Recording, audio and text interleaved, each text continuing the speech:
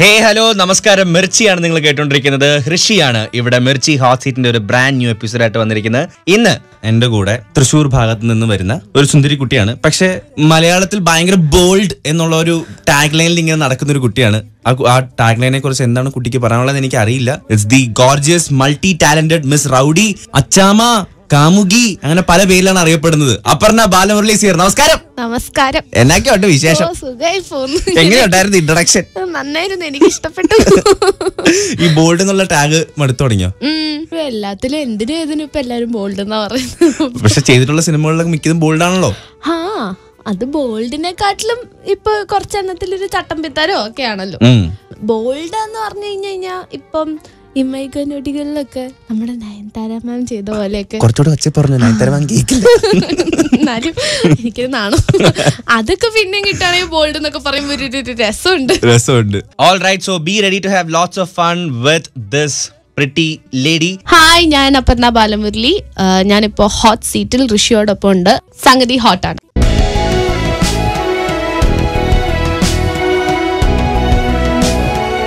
റഹ്മാൻ എന്നുള്ളൊരു ഫാക്ടർ എന്തൊരു എക്സൈറ്റ് ചെയ്യിക്കുന്നു. Because you are a singer also. That is what excited me the most.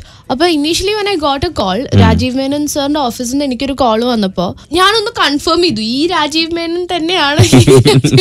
Because എനിക്ക് ഒരിക്കലും അതിന്റെ ഒരു ബാക്ക്ഗ്രൗണ്ട് അല്ലെങ്കിൽ എന്താ പറയാ, ഞാൻ അങ്ങനെ ഒരു കോളിൽ എത്തിപ്പെടും എന്നുള്ളത് ഞാൻ ഒരിക്കലും പ്രതീക്ഷിച്ചിട്ടില്ല. പക്ഷെ ഞാൻ എപ്പോഴും ശ്രദ്ധിച്ചിട്ടുള്ള ഒരു കാര്യം, നമ്മുടെ തമിഴ്നാട്ടില് in Chennai, if you are a person who is working in the industry, Malayalam പടങ്ങള് അവര് നമ്മളെക്കാട്ടിലും ഫോളോ ചെയ്യും എല്ലാവരും. Rajeev Menon sir is a Malayali of course. പക്ഷെ അതല്ലാണ്ട് തന്നെ ഞാൻ ആരെ മീറ്റ് ചെയ്താലും, ഇപ്പൊ മഹേഷിന്റെ പ്രതികാരമാണ് എന്റെ ഏറ്റവും വലിയൊരു എന്താ പറയാ, എപ്പോഴും എനിക്ക് പറയാവുന്നൊരു പടം സിനിമ. അപ്പൊ ആ സിനിമയെ പറ്റിയിട്ട് അവിടുത്തെ ആൾക്കാര്, അവിടുത്തെ ആ ഇൻഡസ്ട്രിയിലുള്ളവര്, ഡയറക്ടേഴ്സ്, അസിസ്റ്റന്റ് ഡയറക്ടേഴ്സ് ഒക്കെ ഓരോ ക്യാരക്ടറിനെ പറ്റി പറയുമ്പോഴും നമ്മളെക്കാട്ടിലും നന്നായിട്ട് അവര് ഫോളോ ചെയ്യുന്നുണ്ട് മൂവീസ്. അതുകൊണ്ടാണ് എന്താ പറയാ, അവർക്ക് എനിക്ക് തന്നെ ഭയങ്കര അത്ഭുതം തോന്നിയിട്ടുണ്ട്. അവർക്കാണെങ്കിൽ മലയാളം മൂവിയിൽ വർക്ക് ചെയ്യണം എന്നാണ് അവരുടെ ഏറ്റവും വലിയ dream. So I M lucky that I am coming from the Malayalam industry. അവർക്ക് അതിനൊരു പ്രത്യേക മര്യാദയാണ് നമ്മുടെ ഇൻഡസ്ട്രിയോട്. അതുപോലെ രാജീവ് മേനൻ സർ ഇതിന് വിളിക്കുമ്പോൾ he has followed all the movies. ഇവിടുത്തെ ആക്ടേഴ്സിനെ അറിയാം, മഹേഷിന്റെ പ്രതികാരം കണ്ടിട്ടുണ്ട്, അങ്ങനെയാണ് വിളിക്കണത്. അപ്പൊ അപ്പോഴും ഞാനിങ്ങനെ കേട്ടിട്ട്, ഇപ്പൊ ജി വി പ്രകാശ് പേര് കേട്ടു. അപ്പൊ ഞാൻ ഓർത്തു G V is doing the music എന്ന് വിചാരിച്ചു. പക്ഷെ റഹ്മാൻ സാറാണ് പാട്ട് ചെയ്യുന്നതെന്ന് കേട്ടപ്പോൾ ഇറ്റ് വാസ് എന്താ പറയുക, വേറൊരു ലെവൽ എക്സൈറ്റ്മെന്റ് ആണ് നമുക്ക് ഉണ്ടാവാൻ വന്നത്. അതും പക്ഷെ ഓഡീഷന് പോയപ്പോഴേ കേട്ടെ. അപ്പൊ പിന്നെ എനിക്കിത് കിട്ടുമോ ഇല്ലയോ എന്നുള്ളതൊക്കെ ഭയങ്കര ഡൗട്ട്ഫുൾ ആയിട്ടുള്ള കാര്യമാണ്. അപ്പൊ ആലോചിക്കുമ്പോ ഐ ഫീൽ റിയലി ലക്കി. ഇപ്പോഴെന്നെ എല്ലാരും കളിയാക്കുന്നത് റഹ്മാൻ സാറിന്റെ ഒക്കെ കൂടെ ഇല്ല, ഞാൻ ഇതുവരെ കണ്ടിട്ടില്ല ആളെ. കാണുമ്പോ ഞാൻ കുറച്ചും കൂടെ എക്സൈറ്റഡ് ആയിട്ട് പറയാം. സംഗതി ഹോട്ടാണ്.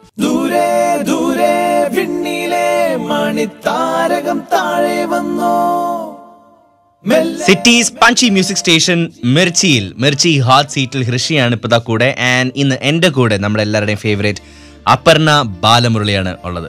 ആ ഒരു ബോൾഡ് എന്നുള്ള ഇത് വിട്ടിട്ട് you are getting to do കുറച്ച് ഡിഫറെന്റ് കൈൻഡ് ഓഫ് റോൾസ്. അതിനെ കുറിച്ച് എന്താണ് പറയാനുള്ളത്? ഇവിടെ കുറെ പേര് പറഞ്ഞ മാതിരി ബോൾഡ് എന്ന് പറയുമ്പോൾ കുറെ തെറ്റിദ്ധാരണകൾ ഉണ്ടെന്നാണ് എനിക്ക് എപ്പോഴും കഥ കേൾക്കുമ്പോൾ തോന്നാറുള്ളത്. സോ ഞാൻ ചെയ്യുന്ന ക്യാരക്ടേഴ്സ് ഒക്കെ നമ്മൾ ഡെയിലി ലൈഫിൽ കാണുന്ന ഓരോ ആൾക്കാർ തന്നെയാണ് ചെയ്തിട്ടുണ്ടാവുക, അല്ലെങ്കിൽ ആർക്കെങ്കിലും ഒക്കെ റിലേറ്റ് ചെയ്യാൻ പറ്റുന്നുണ്ടാവും. അപ്പൊ ഇപ്പൊ ഈ മലയാളത്തിൽ ഞാൻ ചെയ്ത ക്യാരക്ടേഴ്സ് വിട്ടിട്ട് ഇപ്പൊ തമിഴ്, ഇപ്പൊ സർവം താളമയം കുറച്ചും കൂടി ഒരു സൈലന്റ് ആയിട്ടുള്ള, ഒത്തിരി ഇതുപോലെ ഹൈപ്പർ ആക്റ്റീവ് അല്ലാത്തൊരു ക്യാരക്ടറാണ് സർവം താളമയത്തിൽ.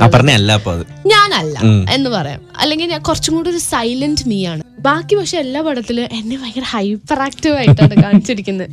So Sarvam Thaalamayam would be a change for me എന്നാണ് ഞാൻ വിശ്വസിക്കുന്നത്.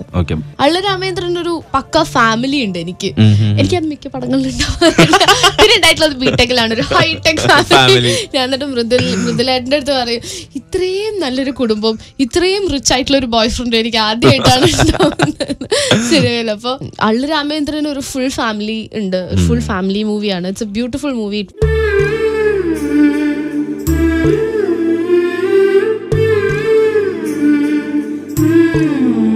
ഇപ്പൊ ഈ ബോൾഡ്നെസിനെ കുറിച്ച് നമ്മൾ പറഞ്ഞല്ലോ, അതിനകത്ത് ഞാൻ ഒരു ഇന്റർവ്യൂവിൽ വായിച്ചാണ് character being bold doesn't mean that she should slap a guy എന്ന് പറഞ്ഞിട്ടുണ്ട്.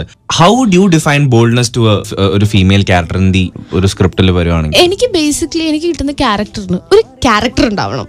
അതായത് അതിനെ തനിയായിട്ട് പറയാൻ പറ്റണം. ഇതാണ് ഇപ്പൊ അവള് ചെയ്ത ക്യാരക്ടർ ഇതാണ് എന്നുള്ളത് ക്ലിയർ ആയിട്ടൊരു ഡെഫിനിഷൻ ഉണ്ടാവണം. അല്ലാണ്ട് ഷി വാസ് ദ ഹീറോയിൻ എന്ന് മാത്രം പറയുന്നതിൽ ഒരർത്ഥമില്ല. അപ്പൊ എനിക്കിപ്പോ even if I get A character, ഇപ്പൊ എനിക്ക് ഈ ഇടയ്ക്ക് ഓക്കെ ബോൾഡ് എന്ന് പറയുമ്പോൾ സ്ലാപ്പ് ഒക്കെ ആയില്ലെങ്കിലും എന്തെങ്കിലുമൊക്കെ വില്ലത്തരം ഉണ്ടാവുന്നതാണ് വിശ്വസിക്കുന്നത്. എന്നാലും ഈ ഇടയ്ക്ക് സർക്കാരില് Varalaxmi Sarath Kumar, that blew my mind.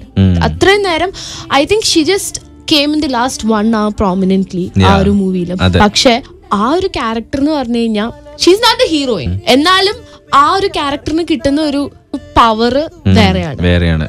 അപ്പൊ I would like to do characters like that. അതുപോലെ തന്നെ talking about Sarkar, Keerthy was the heroine. Keerthy Mahanati ചെയ്തു. That was mind blowing. നമുക്ക് എന്താ പറയാ, അങ്ങനത്തെ ഒക്കെ ഒരു ക്യാരക്ടർ എനിക്ക് ഇനീഷ്യലി വന്നപ്പോൾ എനിക്ക് ആഗ്രഹമുണ്ട്, അങ്ങനെയൊന്നും ഉണ്ടായിരുന്നില്ല character. But I would love to do a movie like Mahanati. ഇപ്പൊ കിട്ടിക്കഴിഞ്ഞു കഴിഞ്ഞാൽ അതിന് ഒരുപാട് വർക്ക് ഉണ്ട്, ആളുടെ ക്യാരക്ടറിസ്റ്റിക്സ് പഠിക്കണം. അപ്പൊ അങ്ങനെയൊക്കെ ഇപ്പൊ മഹാനടിയിൽ ഈ പറഞ്ഞ മാതിരി ഒരാളെ പോയി തല്ലുക അങ്ങനെയൊന്നുമല്ല. It's a story about a lady who has conquered the industry ഒരു സമയത്ത്.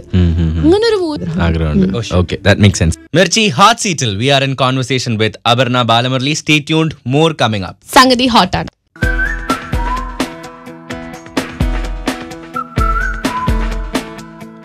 അമ്മയോട് എന്തോരം സിനിമ ഡിസ്കസ്, ഇപ്പൊ ലൈക്ക് യു സൈഡ്, ഇപ്പൊ ഫഹദിന്റെ നായികയായ ഞാൻ അമ്മയെ മീറ്റ് ചെയ്തിട്ടുണ്ട്. She's as fun as you are. ഒരുപാട് ചിരിക്കുന്ന ഒരു കൂട്ടത്തിലാണ്, ലൈക്ക് മൈ മോം. അപ്പൊ എന്തോരം അമ്മയോട് സിനിമ ഡിസ്കസ് ചെയ്യാം. അമ്മ ഒരു ലോയർ ആണല്ലേ? അമ്മ ലോയർ. ഇങ്ങനെ നിങ്ങൾ തമ്മിൽ വാദം പ്രതിവാദം ശരിക്കും അമ്മയോടായിട്ട് ഉണ്ടാവാറുള്ളൂ. സിനിമ ഡിസ്കസ് ചെയ്യല അത്രയ്ക്കൊന്നും ചെയ്യാറില്ല. ഇവന് അമ്മ വരും, സെറ്റില് വരും എന്നല്ലാണ്ട് അമ്മയ്ക്ക് സിനിമയുടെ കഥ അറിയുന്നത് ഇഷ്ടമല്ല. She wants to watch it in theatre. അമ്മയ്ക്ക് അത് തിയേറ്ററിൽ കണ്ടാൽ മതി. അപ്പൊ എഡിറ്റ് വല്ല ഡബിനൊന്നും വരില്ല, അച്ഛനാ കൂടുതൽ വരിക. വല്ല എഡിറ്റ് ഒക്കെ കാണാന്ന് പറഞ്ഞു കഴിഞ്ഞാൽ എനിക്കിപ്പോ കാണണമെങ്കിൽ സിനിമ തിയേറ്ററിൽ കണ്ടാൽ മതി എന്നൊക്കെ പറഞ്ഞ്. അപ്പൊ അമ്മ അതാണ് കൂടുതൽ, അമ്മയ്ക്ക് അതാണ് താല്പര്യം തിയേറ്ററിൽ. അപ്പൊ ഒത്തിരി ഡിസ്കഷൻ ഒന്നും വരില്ല. പക്ഷെ ആ സെറ്റിലുള്ള ഫണ്ടിലും എപ്പോഴും ഇപ്പൊ എന്റെ കൂടെ അമ്മ ഇല്ലെങ്കിൽ എല്ലാവരും ചോദിക്കാം അമ്മ എവിടെയെന്നാ. ആ സെറ്റിൽ അത്ര ഇൻവോൾവ് ആയിരിക്കും അമ്മ. ഈവൻ സിനിമയുടെ കഥ ഇതൊന്നും അറിയില്ലെങ്കിലും സെറ്റിൽ ഫുൾ അമ്മ എവിടെയെങ്കിലും ഒക്കെ ഉണ്ടാവും. അപ്പൊ നെക്സ്റ്റ് ടൈം എന്റെ കൂടെ അമ്മേനെ കണ്ടില്ലെങ്കിൽ ഫസ്റ്റ് എല്ലാവരും ചോദിക്കും അമ്മ എവിടെ പോയി. അതാണ് ചോദിക്കുക. അത് മാത്രമല്ല ഫുഡ് എല്ലാവർക്കും അതും കൂടി കൊണ്ടായിരിക്കണം പ്രോബ്ലം, അമ്മ എവിടെ പോയി ചോദിക്കണേ. ഞാൻ ഒരു സമയത്ത് ഫുൾ ആസിഫ്കയുടെ കൂടെയാണ് സിനിമ ചെയ്ത. ക്ലിപ്തം, സൺഡേ ഹോളിഡേ, ബിടെക് 3 അടുപ്പിച്ച് ചെയ്ത്. അപ്പൊ തിയേറ്റർ വിസിറ്റിന് പോകുമ്പോ ഒരു കുട്ടി ചോദിക്കുക, ആന്റി അല്ല ആസിഫ്ക്ക് ഫുഡ് വാങ്ങിച്ചു കൊടുക്കുന്നത്. ആസിഫ്ക്ക് ഒരു ഇന്റർവ്യൂവിൽ അത് പറഞ്ഞിരുന്നു. അപ്പൊ that is what my mom start ചെയ്തു. അപ്പൊ ആസിഫ്ക്ക് എന്നെ അമ്മേനെ ഇടയ്ക്ക് കാണുമ്പോ എനിക്ക് വിശന്നിട്ട് വയ്യ ആന്റി ബിസ്ക്കറ്റ്. ഞാനും ഓർത്ത് എന്തെങ്കിലും ഉണ്ടാവാണ്ടിരിക്കില്ല. അപ്പൊ അതാണ് ബേസിക്കലി അമ്മ എന്തെങ്കിലുമൊക്കെ സ്റ്റോർ ചെയ്ത് ഇങ്ങനെ കൊണ്ട് നടക്കും. ആര് വിശക്കുന്നുണ്ടെന്ന് പറഞ്ഞാൽ അപ്പൊ ഒരു മിഠായെങ്കിലും 50 പൈസയുടെ മിഠായെങ്കിലും ഉണ്ടാവും.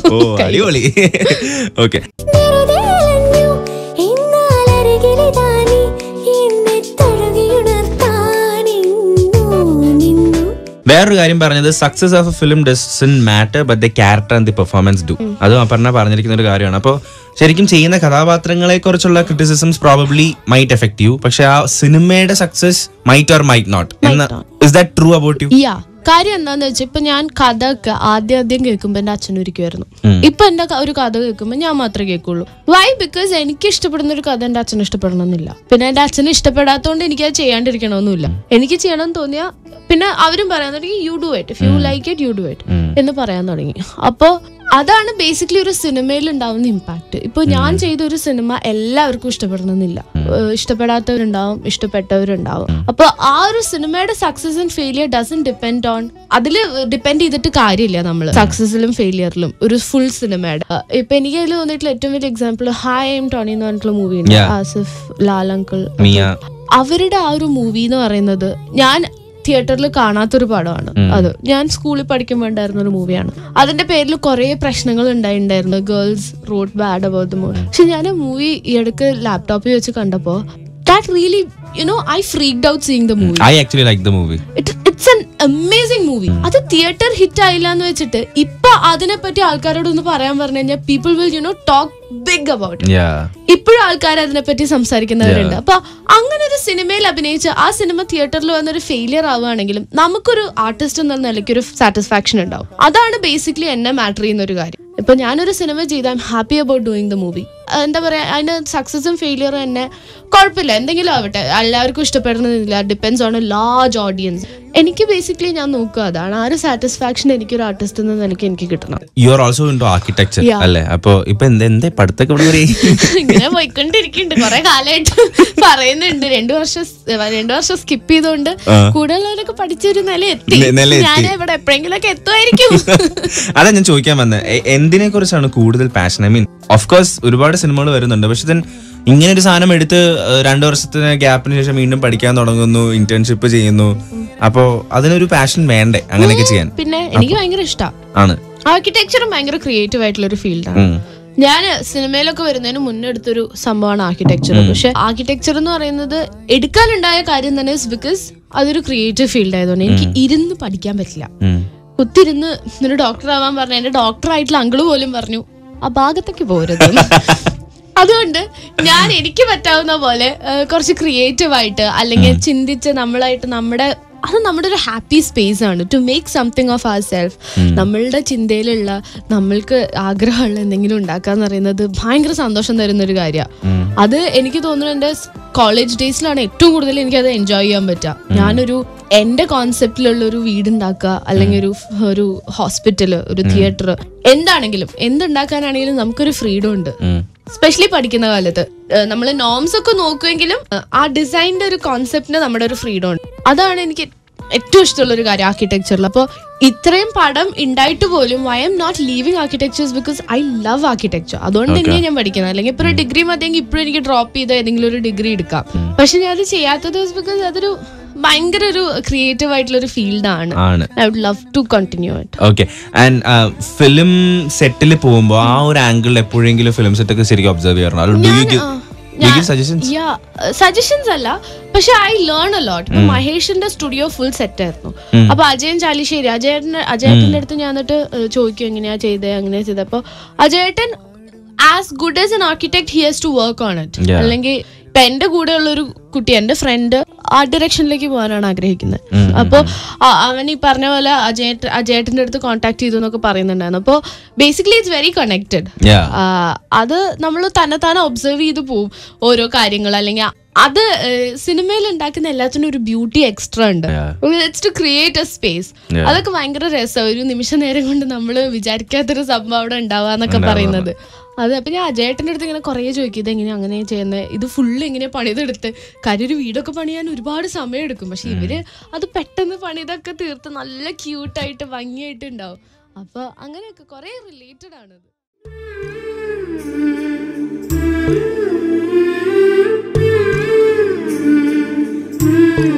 ഇപ്പൊ ഫഹദിന്റെ കൂടെ അഭിനയിച്ചു, ആസിഫിക്കോട് അഭിനയിച്ചു, മേജർ ആയിട്ടുള്ള ഒരുപാട് ആക്ടേഴ്സിനോട് അഭിനയിക്കുന്നുണ്ട്. ഒരു ഇപ്പൊ ഇൻഡസ്ട്രിയിലോട്ട് വരുന്ന ഒരു ഹീറോയിൻ അല്ലെങ്കിൽ ആക്ട്രസ് എന്നുള്ള നിലയിൽ how far is it important to actually plan your career like this? അതായത് നമ്മളെ പുഷ് ചെയ്യുന്ന, നമുക്ക് അങ്ങനെ ചെയ്യുന്ന പ്രോജക്ട്സ് കിട്ടണം അല്ലെങ്കിൽ ഇങ്ങനെ ക്യാരക്ടേഴ്സ് കിട്ടണം, അതിപ്പോ ഒരു പ്രഷറാണോ? പണ്ടൊക്കെ നമ്മൾ നല്ല പ്രോജക്ട്സ് വരുന്നു, ചെയ്യുന്നു, ചിലപ്പോൾ അതായിരിക്കും ദ ഓൺലി പ്രോജക്ട്, അതായിരിക്കും ചിലപ്പോൾ ആ ഒരു വ്യക്തിയായിരിക്കും ദ ഓൺലി ആക്ട്രസ്.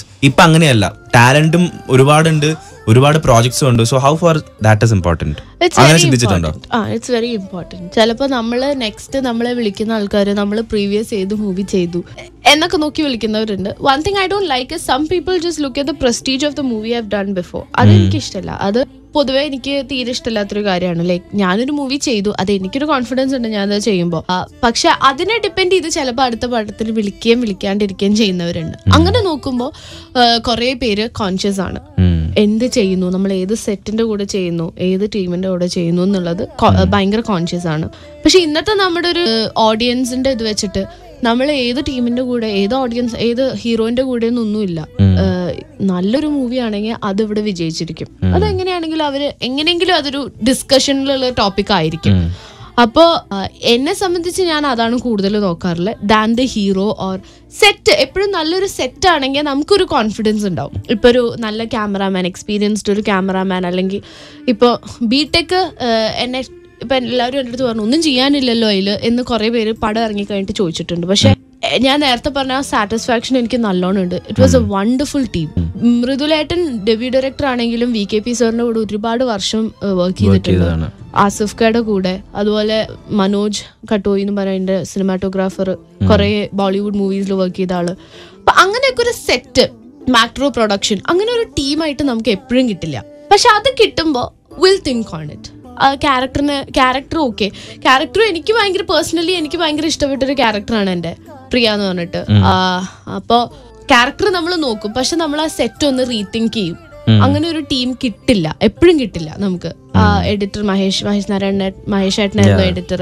അപ്പൊ അത് it matters, it does matter. Okay, she's making absolute sense, isn't she? Mirchi Hot Seat, we are in conversation with the beautiful Aparna Balamurali.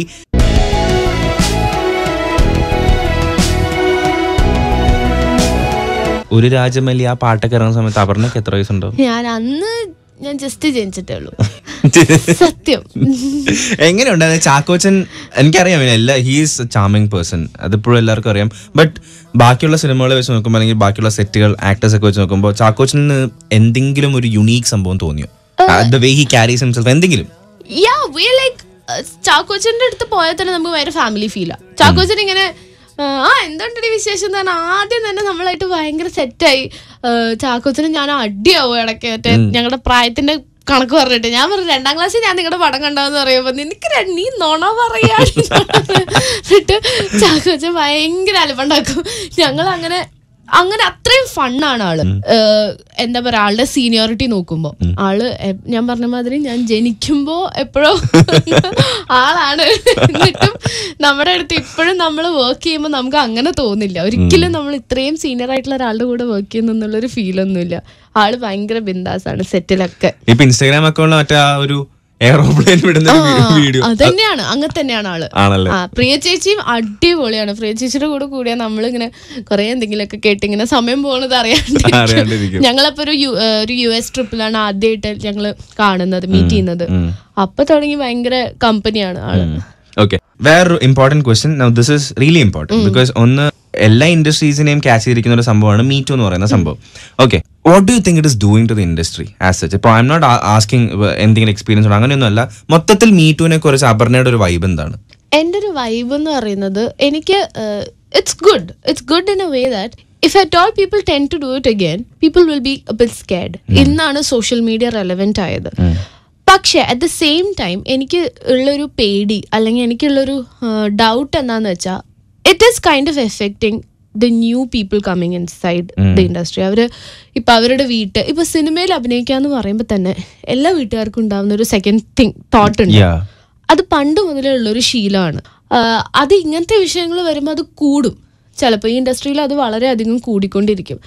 എന്നെ സംബന്ധിച്ച് എനിക്ക് തോന്നുന്നത് ഇങ്ങനത്തെ കുറേ കാര്യങ്ങൾ ഉണ്ടായിട്ടുള്ളത് ഈ സോഷ്യൽ മീഡിയയിലുള്ള ആ ഒരു ഫൈറ്റ് ഒക്കെ വരുന്നതിന് മുന്നേ ആണെന്നാണ് ഞാൻ വിശ്വസിക്കുന്നത്. കാര്യം എനിക്കോ എൻ്റെ കൂടെ ഉള്ളവർക്കോ എൻ്റെ ഫ്രണ്ട്സിനോ ഇങ്ങനത്തെ ഒരു എക്സ്പീരിയൻസ് പറയുന്നത് ഞാൻ കേട്ടിട്ടില്ല, എത്ര ക്ലോസ് ഫ്രണ്ട്സ് ആണെങ്കിൽ പോലും. ഇപ്പൊ പക്ഷെ ഇപ്പൊ ആ സ്റ്റോറീസ് എഴുതുന്നവര് തന്നെ പറയുന്നുണ്ട് അത് കുറച്ചു കാലം മുമ്പ് ഉണ്ടായൊരു സംഭവം എന്ന് പറയുമ്പോൾ അതിനെ വെച്ച് ഇപ്പോഴത്തെ ഒരു ഇൻഡസ്ട്രീനെ ജഡ്ജ് ചെയ്യരുതെന്ന് മാത്രമേ എനിക്കുള്ളൂ. ഇപ്പൊ ഞാൻ അഭിനയിച്ച ഇത്രയും പടങ്ങള്, മഹേഷ് തുടങ്ങി ഇപ്പൊ മിസ്റ്റർ ആൻഡ് മിസ് റൗഡി വരെ ഉള്ള പടങ്ങളില് എനിക്ക് ഒരാളെയും പേടിക്കാണ്ട് എനിക്ക് നിൽക്കാം.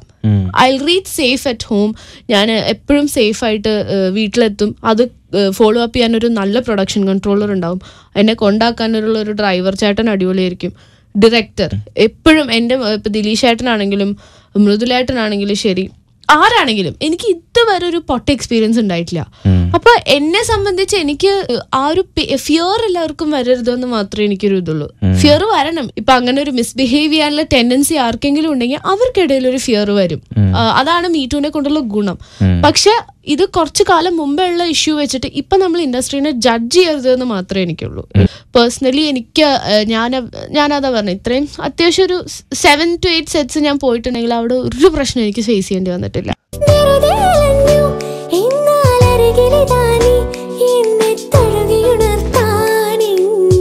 അപ്പോ how big a rowdy are you? എനിക്ക് ആ കേക്ക് കഴിക്കുന്ന ഒരു ഫോട്ടോ അന്ന് ഞാൻ ഞാൻ അന്ന് ചോദിച്ചു ഓർമ്മയുണ്ട് നല്ല. അപ്പോ അങ്ങനെ എന്തെങ്കിലും ഒരു റൗഡിത്തരം, കയ്യിലുള്ള റൗഡിത്തരത്തിനെ കുറിച്ച് എന്തെങ്കിലും പറയാനുണ്ടോ? റൗഡിത്തരം എന്ന് പറഞ്ഞാൽ ഞാൻ എപ്പോഴും ഭയങ്കര ഇങ്ങനെ ഹൈപ്പർ ആക്റ്റീവ് ആയിട്ട് എല്ലാവിടെ എന്റെ സ്കൂളിലാണ് മെയിൻ ആയിട്ട് പ്രിൻസിപ്പളുടെ റൂമില് മുമ്പിൽ എപ്പോഴും എന്റെ അമ്മ ഉണ്ടാവും. അത്രയും ചെറിയ റൗഡിയാണ്. ഞങ്ങളുടെ ഒരു ഗ്യാങ് ഉണ്ട്, എപ്പോഴും ഞങ്ങളെ തന്നെ പൊക്കിക്കൊണ്ടിരിക്കും. എന്തുണ്ടെങ്കിലും അത്യാവശ്യം അതിലൊക്കെ പങ്കാളിത്തം ഉണ്ടാവും. വലിയ വലിയ കാര്യങ്ങളല്ലെങ്കിലും ഒരു സ്കൂളിലൊക്കെ ഇപ്പൊ എന്റെ സ്കൂളിൽ ക്യാമറ അലൗഡ് അല്ലായിരുന്നു. എന്റെ ഫ്രണ്ട് കേക്ക് ഉണ്ടാക്കി കൊണ്ടുവന്ന്, എന്റെ ഒരു ഫ്രണ്ട് ക്യാമറ കൊണ്ടുവന്ന്, ഞങ്ങളൊരു 5-6 പേര് മാത്രം അത് മുറിച്ച് കഴിച്ച് ഫേസ്ബുക്കിൽ പോസ്റ്റ് ചെയ്ത് പിറ്റേ ദിവസം എന്റെ പ്രിൻസിപ്പളുടെ കോള് വന്ന് ആകെ അലമ്പായി, അമ്മേനെ വിളിപ്പിച്ച് അങ്ങനെയൊക്കെ ഉണ്ടായിട്ടുണ്ട്. അപ്പൊ ക്യാമറ അലൗഡ് അല്ലാത്ത സ്കൂളിൽ കൊണ്ടുവന്നിട്ട് ഫോട്ടോ എടുത്തിട്ട് അത് ഫേസ്ബുക്കിൽ ഇട്ടല്ലേ? ഫേസ്ബുക്കിൽ ഞാനല്ല ഇട്ടെ, വേറൊരു കുട്ടിയിട്ടെ. അപ്പൊ അങ്ങനെയൊക്കെ ഇട്ട് എല്ലാം തീരുമാനമായി. ചെറുതായിട്ട് കണ്ണങ്ങോട്ടൊക്കെ മാറിയില്ലേ? സ്വന്തം അല്ലല്ല ടാഗ് ചെയ്തു. നിന്റെ ബർത്ത്ഡേ ആയിരുന്നില്ലേ എന്ന് പ്രിൻസിപ്പൾ ചോദിച്ചു. ഞാൻ എന്റെ ബർത്ത്ഡേ ആയിരുന്നു ഫാദർ. ഇതെന്താ ക്യാമറ ആര് കൊണ്ടുവന്ന്? ഞാൻ അപ്പൊ ക്യാമറ കൊണ്ടുവന്ന ആളുടെ പേര് പറഞ്ഞു. മുറിച്ചത് ഞാൻ ടീച്ചേഴ്സിന് കൊടുത്തു. ഇല്ല, ടീച്ചേഴ്സിന് കൊടുത്തില്ല. പിന്നെ എന്തിനാ കേക്കൊക്കെ കൊണ്ടത്? ഇന്ന അലമ്പായി, നല്ല വഴക്ക് കേട്ട് എനിക്കിത് ഒരു പാരന്റ് തന്നതാണ് ഈ പ്രിന്റ് ഔട്ട് എന്നൊക്കെ പറഞ്ഞ് എന്റെ കിളി ഇപ്പോഴും ആലോചിക്കുമ്പോ പേടിയാവുന്നുണ്ട്. അപ്പൊ അങ്ങനെയൊക്കെ ഉണ്ടായിട്ടുണ്ട് എന്റെ ജീവിതത്തിൽ. നല്ലൊരു റൗഡി തന്നെയാണ്. Okay, you been listening to Mirchi hot seat with me Hrishi. ഇന്ന് എന്റെ കൂടെ ഒരു സിംഗർ, ഒരു actress, a very fun loving and young beautiful actress from the Malayalam industry, അപർണയാണ്. അപർണ ബാലമുരളിയാണ് ഇത്രയും നേരം ഉണ്ടായിരുന്നത്. ആകാശവും മേഘവും സഖി നാം ഇന്ന് പോർ ചേർന്നിതാ, പാടുന്നു ഞാൻ മൗനമായി സഖി നീ കേൾക്കുവാൻ മാത്രമായി. മായുന്നു രാവും താരങ്ങളും കൺമുന്നിലെന്നും നീ മാത്രമായി, ഒരേ നില ഒരേ വെയിൽ, ഒന്നായിതാ കൺവഴി ഒന്നായിതാ കൺവഴി, ഒരേ നില ഒരേ വെയിൽ, സ്വപ്നങ്ങളും മോഹവും വന്നിനി. അടിപൊളി. Since we've been talking for so long, it's like ഒരു ഫ്രണ്ട്ഷിപ്പ് ഉള്ളത് കൊണ്ട് ഒരു ചാറ്റ് പോലെയാണ് എനിക്ക് തോന്നുന്നത്. പക്ഷേ ഭയങ്കര പാടാണ് ആളെന്ന് കിട്ടാൻ, ഭയങ്കര തിരക്കിലാണ്. അത് അങ്ങനെയൊന്നുമില്ല, വിളിക്കുമ്പോഴൊക്കെ തിരക്കാവുന്നേ ഉള്ളൂ. സത്യമായിട്ട് ഇത് കഴിഞ്ഞ് തമിഴില് 6 മാസം വെറുതെ ഇരുന്നു, അത് കഴിഞ്ഞിട്ടുള്ള പണിയാണ്. ആണോ? 6 മാസം ഞാൻ വിളിച്ചായിരുന്നോ ഇടയ്ക്കെങ്ങാനും? ഇല്ല, 6 മാസത്തില് ഞാൻ 7ാമത്തെ മാസം മുതലാണ് വിളിച്ചു തുടങ്ങിയത്. ഓക്കെ, അപ്പോ എന്താ ഇത് കഴിഞ്ഞിട്ട് വല്ല തമിഴ് സിനിമയിലോട്ടൊക്കെ ചെറുതായിട്ട് പോകാനുള്ള പരിപാടി ആണെങ്കിൽ ഞാൻ ഇവിടെ വന്ന് ഇന്റർവ്യൂ തന്നിട്ട് വെക്കോളാം. മതി, അത് മതി. വാക്ക്. അടിപൊളി. അപ്പൊ thank you so much. I hope you had a good time. Yes, I had a good time. Super. We hope you had a good time. Stay tuned to Mirchi for more fun. You are listening to your city's punchy music station. This is me, Hrishi, signing off from Mirchi Hot Seat. Please do check out Mirchi, RJ Hrishi, HRUSHEE for all filmy content. Sangadi hot on.